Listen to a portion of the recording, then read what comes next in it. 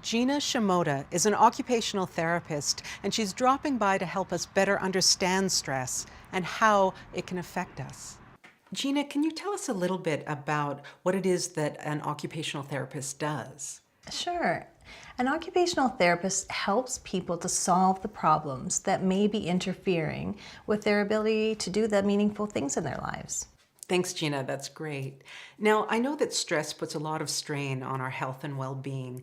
Can you help me understand what is stress and how does it affect our health?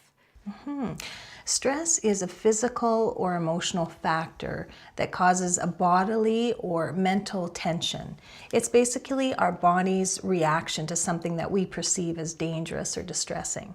So in the short term, stress can be very helpful. For example, if there was a child in danger, we would spring into action and our heart would beat faster and our blood pressure would increase, and those are all good things. What the problem is if stress increases and becomes chronic over time, our body does not adjust well and it can cause chronic diseases like chronic high blood pressure, or it is related also or affiliated with stroke and type 2 diabetes.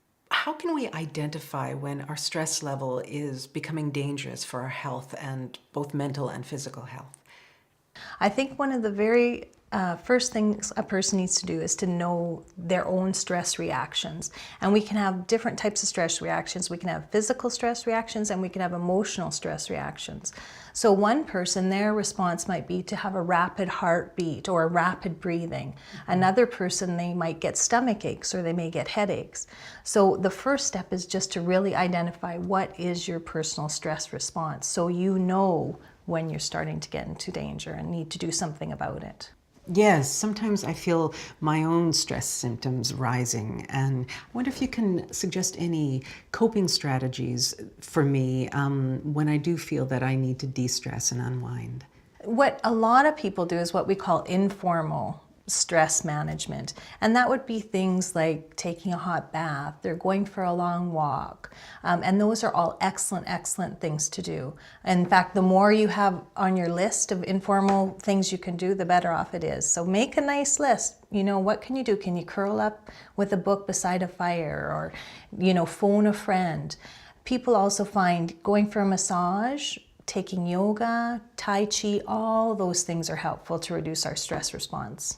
Those sound like great things to do for yourself when you're experiencing stress. Is there anything else that we can do if we still feel that we need something more?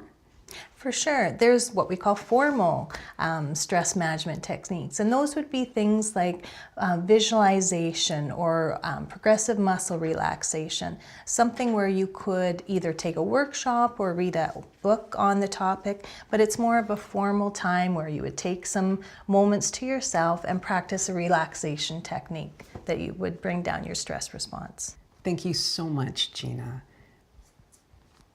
I'm definitely going to pay more attention to what my personal stress symptoms are and how my thinking affects those stress symptoms.